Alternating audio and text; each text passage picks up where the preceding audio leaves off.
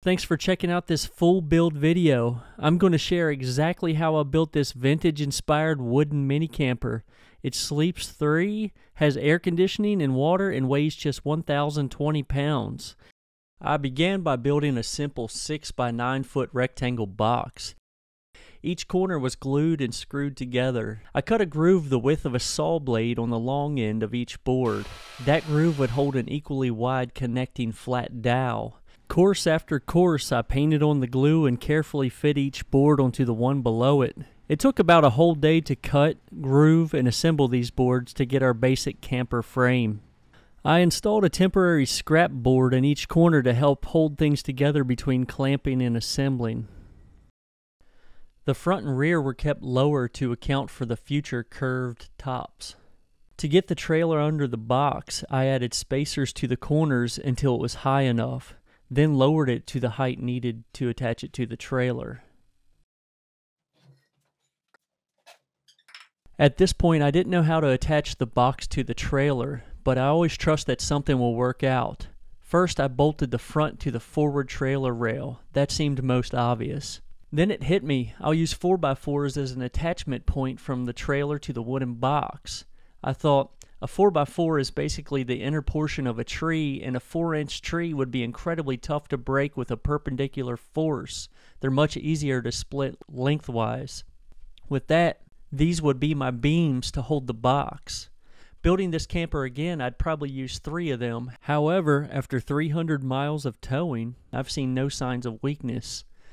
So I used lag bolts to attach them to the box. I glued the ends and drilled pilot holes to keep things from splitting. 2 half-inch bolts held each 4x4 to the trailer.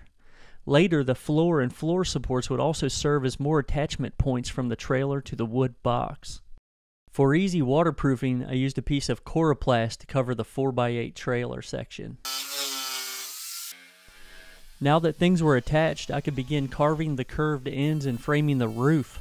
I went ahead and cut out the door to make it easier to get in and out. I'd climbed under it 1,000 times by this point. For this roof, I was experimenting with a coroplast center, something that would allow light to brighten up the inside. I framed a rectangle using 1x8s until I had the desired open space in the center. I noticed this sort of feature on my FedEx delivery van years ago. They have a transparent roof in the rear to make it easy to see the packages with natural light. I thought it would be a good feature on a small camper. For the innermost boards, I used dowels to help hold everything together.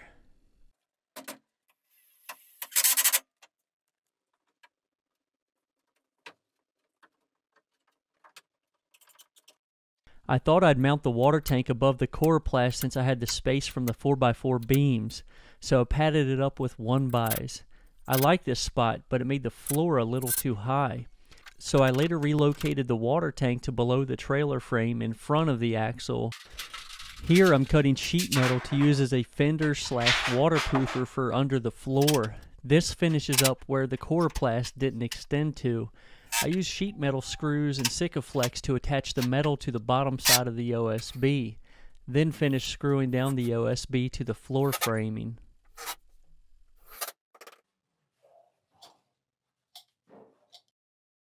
As my first time building this camper design, it was impossible to do everything perfect without a little trial and error. This camper was meant for 3 people, as we had gone camping in the rocket camper and I had to sleep in a tent while the girls got to sleep in the rocket. Dad didn't want to be left out again. So with that, I built a bunk that was 30 inches wide by the interior 70.5 inches width. This would serve as a divider between the sleeping area and the utility and storage area in the rear. I framed up the door jamb with 1x3s so they'd extend outside and inside and be thick enough to accept trim and hinges while helping strengthen the wall vertically. As I added features to the box, the goal was to build so that the box's walls would become linked together by the door jambs, windows, cabinets, and bunk. It was not lost on me the potential for flexing issues along the length of the 1xs that make the wall. I built so that each piece of wall would eventually be screwed together multiple times on its length, instead of solely relying on glue.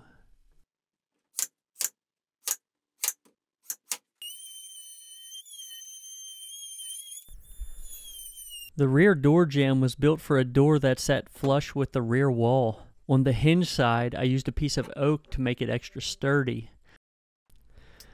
This jamb was made with a 3/4 inch spacer board so that the door would close inside the wall, and a wider 3/4 inch stopper board for it to seat on. You can see here how the rear door jamb helps to hold the bunk. The door itself came from the cutout pieces. I'd always wanted to make a barn door, so that seemed like a way to keep it square while adding a little design.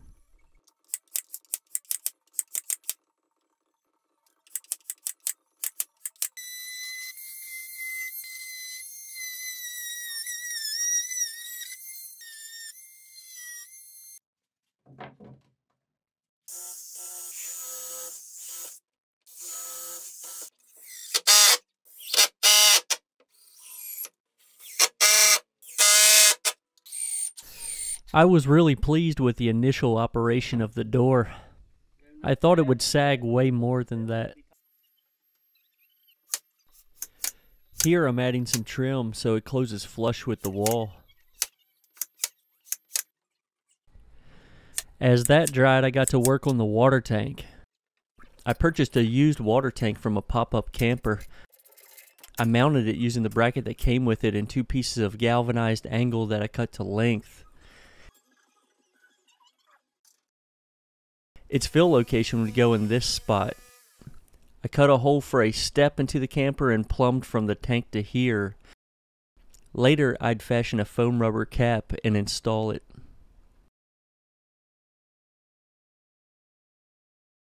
To support the step hole, I added a piece of 3/4 inch plywood to the back of the hole. I cut out the rear window opening and added a few more strips to the bunk for good measure.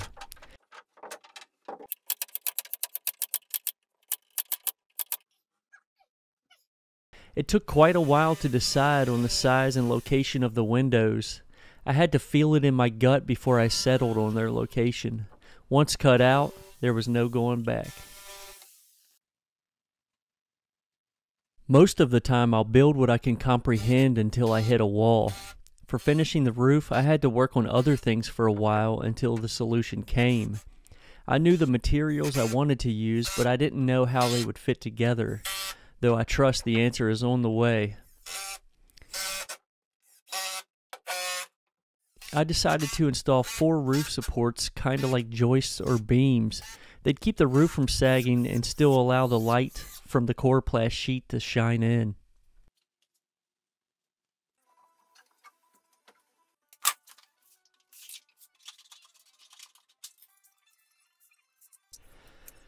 I'd used a combination of coroplast and aluminum to cover the roof. I cut the aluminum to size and folded an edge to create a recessed catch point for the coroplast. I needed something that would become easy to seal and maintain. I applied Sikaflex heavily in the gap where the coroplast would go, finagled it in there and crushed the aluminum tight against it. A couple heavy beads outside of that would help even more. A lot of this extra work with the aluminum could be avoided if I had built a narrower camper or if coroplast was 6 feet wide. But I work with materials that I can easily find and easily afford.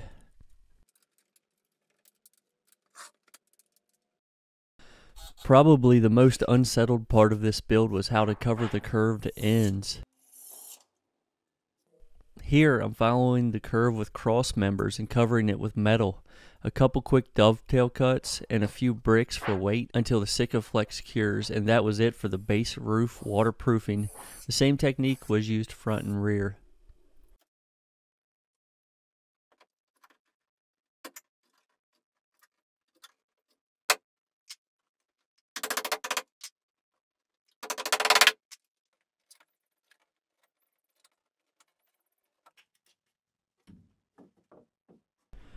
For the wide exterior trim, I traced the angle of the curve, then cut the 1x12 to match. To get the bottom curve, I temporarily installed it and eyed it up with a pencil, then cut that. Before it could go on permanently, I added 3/4 inch 1x3s to it as a base. Those were glued and screwed on while the decorative trim was glued and installed with finish nails. One point worth noting is the roof metal didn't extend over this stuff. Its job was just to extend far enough to keep the sleeping box dry. The bottom decorative trim was finished off with 1x4s.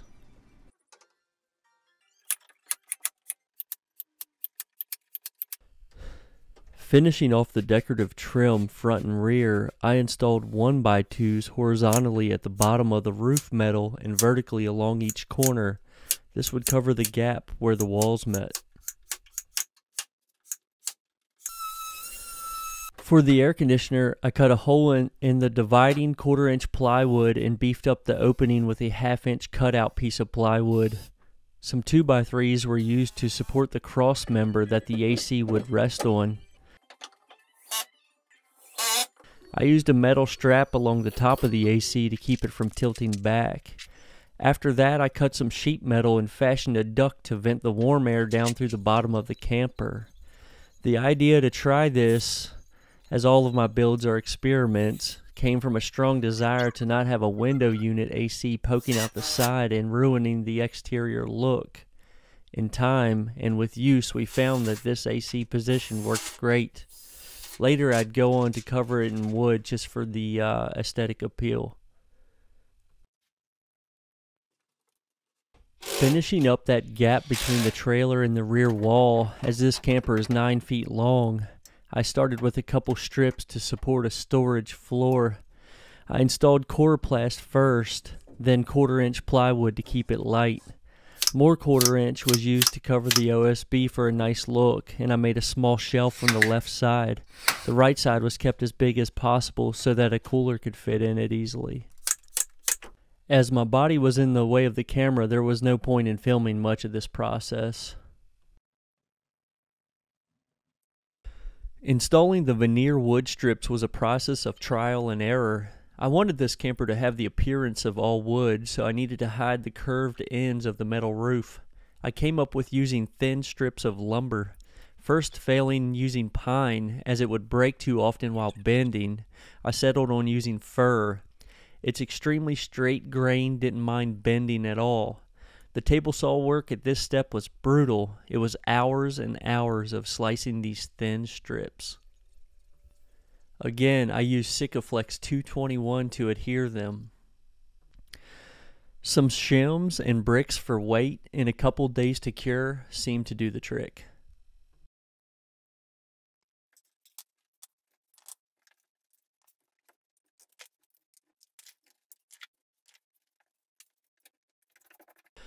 After weeks of trying to find windows on the web, I decided to make the windows. I kept the table saw very warm during this step. First, I cut long strips of material to 1x1s, then cut them into 90-degree pieces of trim for the window jambs. The fir also worked good for this step. I glued them into place, then set about slicing some wood channel to make the window frames. Once I had a whole bunch of channel ready, I got to cutting the acrylic sheet that would be used for windows. At first, I tried the score and crack method, then realized the orbital saw made that job so much better.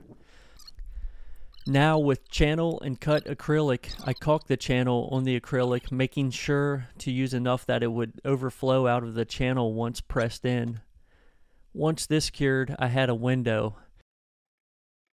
The last step would be adding glue and sliding them into place all the way around.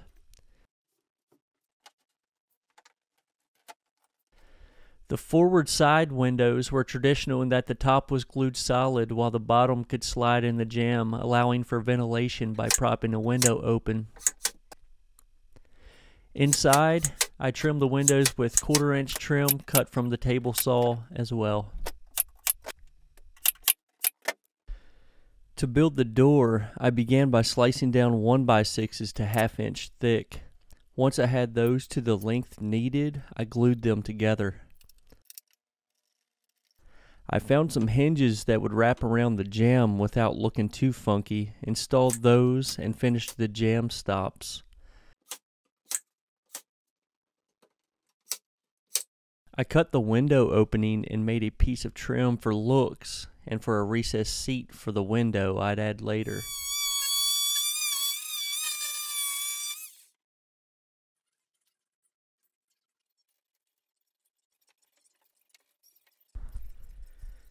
Then I finished the install with a horizontal support both here in the center below the window and at the base of the door. These would keep it from cupping. My method of flooring was similar to the rest of the camper. Keep it simple while squeezing out an easy aesthetic design. I used 1/4-inch plywood since a mattress would be always hiding it anyway, and there was no need for a fancy floor. Since this camper is nearly 6 feet wide on the inside, no sheet of plywood would suffice without seams. So I decided to center a sheet left and right and forward and back, leaving about a foot uncovered around it. I filled that area with pieces cut at an angle at each end just for looks. There were easier ways to cover the floor and far more expensive ways, but this way of cutting the wood was free and jazzed it up a bit. Later, I sanded it and covered it in 3 coats of polyurethane and filled the gaps between sheets with a heavy-duty paneling caulk.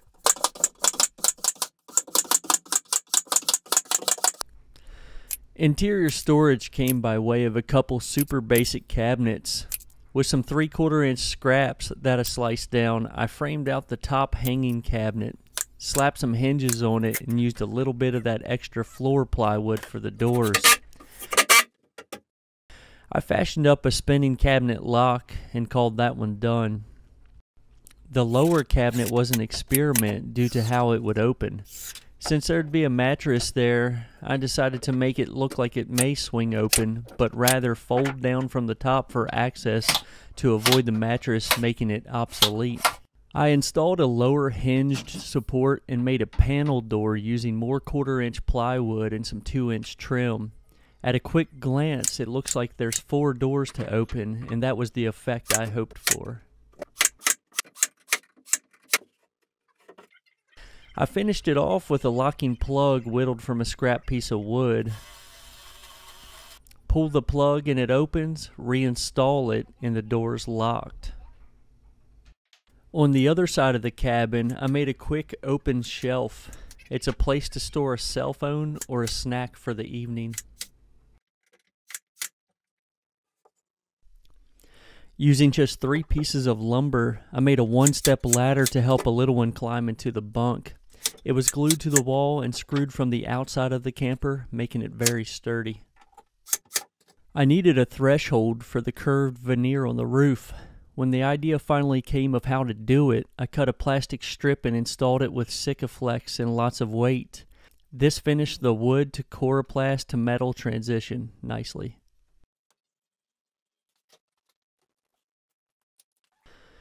The plan all along was to have deep grooves between each wallboard. I wanted the look of a recessed gap filled with something that looked like chinking, like you might see on a cabin.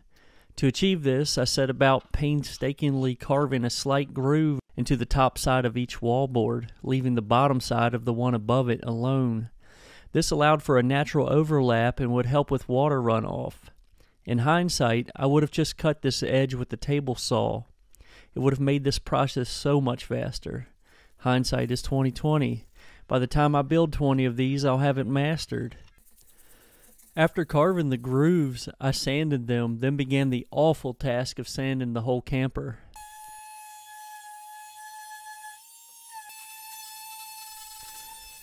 I went at it with 80 grit where needed, then 120, then 220 grit. She looked sharp when it was all done.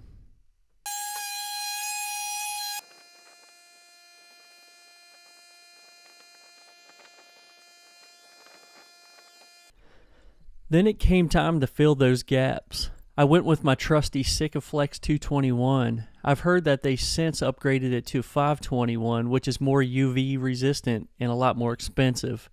I made sure each gap was filled as thick as possible, and when needed, I'd work the bead smooth with my fingers.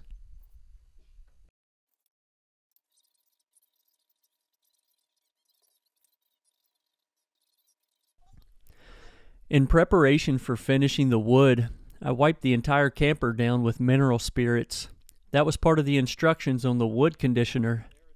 The wood conditioner would help the stain look less blotchy upon application. I only planned to stain the upper 1x6s while leaving the lower 1x10s bare looking.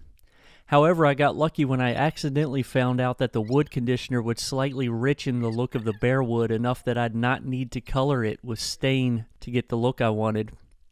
The bare wood was just a little too unfinished, while the conditioned wood looked just right. I was shooting for dark on top and light on the bottom. Being my first time applying wood conditioner, I didn't know it would do this. I went with 2 coats of cherry-colored stain up top, wiping it on with a rag and keeping a paper towel always handy for excess stain.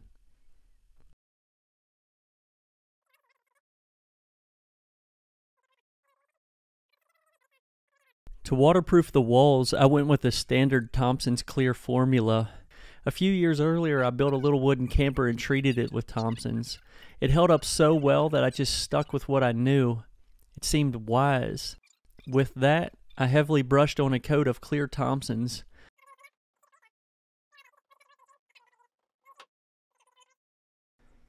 Without years of barn door building experience, I hadn't realized the error I made when building this door.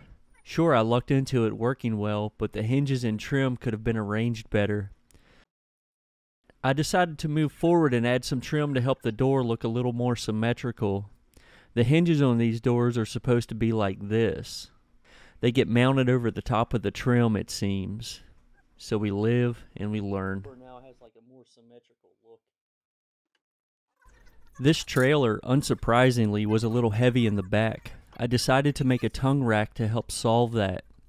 This would be the only visible place on the camper where I used treated lumber. The green treated look wasn't wanted for this build, even knowing it handles the weather better. I used $2 fence pickets, cutting them at the same angle as the tongue and holding them together by screwing them to 2 4-inch rails. I installed 4 eye bolts through the tongue to hold it to the camper. Through a couple 100 miles of towing, I found that letting the generator ride on the tongue rack and having a full tank of water with the spare tire mounted up front, which I'm about to show next, this camper tows just fine with no complaints.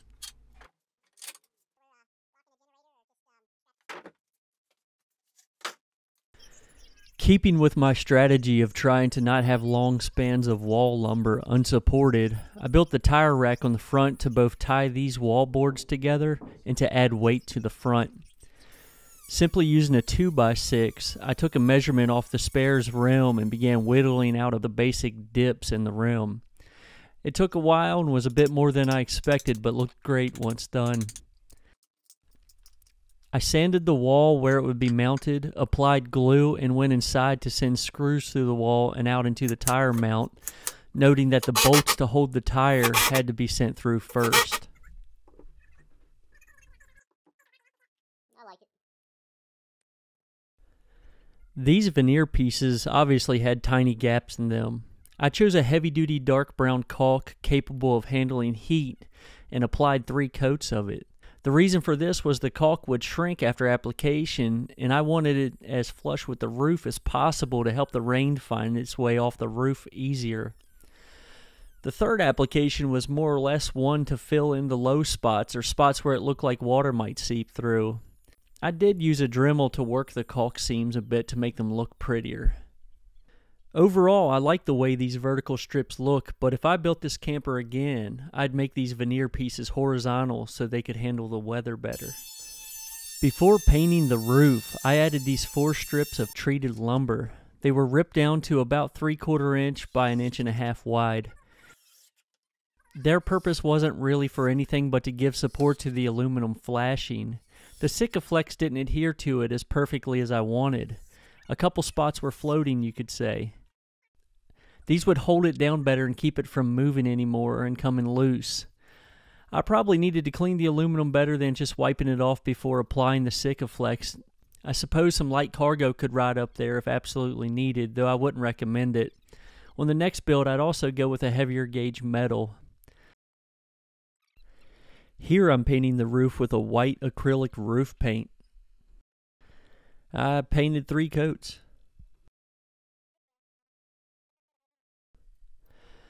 It took a long time to decide how to mount the door window. Then I just settled on mounting it with clear silicone, nothing else. It looked fine. When the idea came to add a folding table to the rear storage door, I began by gluing some 1x material together to make a tabletop. This would be a great place for a sink and cooking prepping area, I thought. I padded the door out with some scrap lumber and added some piano hinges so that the door would fold down. To make the support, I used scrap 1/2-inch plywood triangles and cut 2 fancy folding supports. They were designed this way to avoid the door's interior trim and the top folding hinge area. These were far more complicated than I cared to build.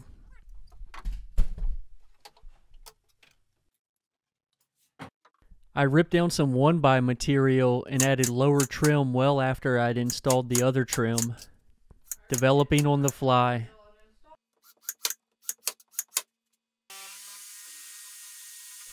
I cut the holes for the marker lights, tail lights, and shore power port long before I put the sealer on. I picked some lights with extra wide rubber seals and sealed around those with silicone as one of the last steps of the build.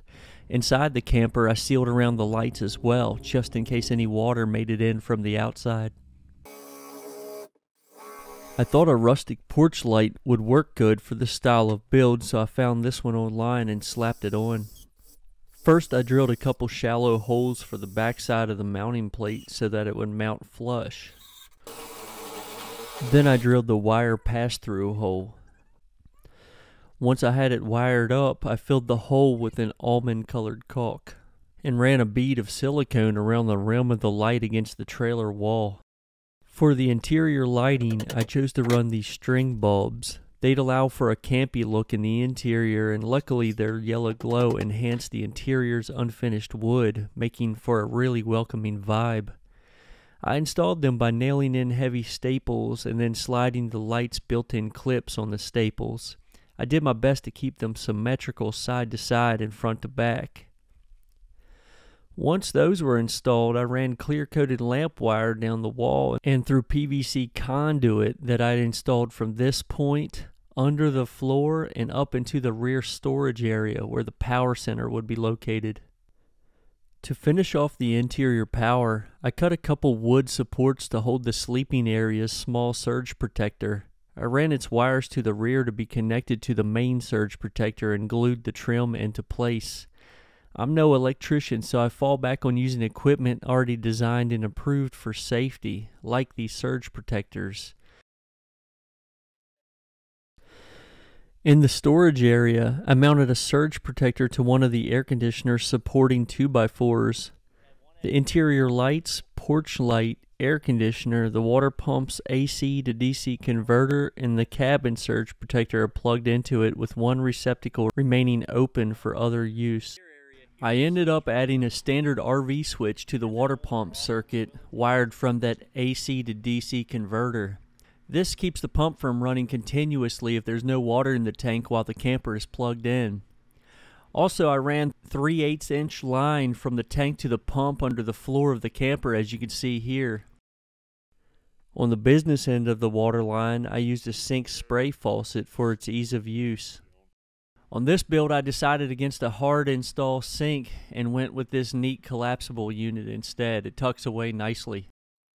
As some last-minute quick finishing projects, I mounted a regular doorknob to this camper after coming up with no better idea and searching for something more discreet looking forever.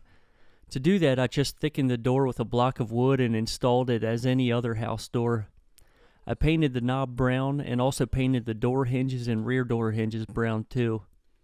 I added window screens, leaving a tiny gap under them for water to escape, and sealed all the gaps under the trailer with a super sturdy chimney flashing caulk. You can kind of see how I applied it here around the rear duct, but unfortunately I failed to film this step.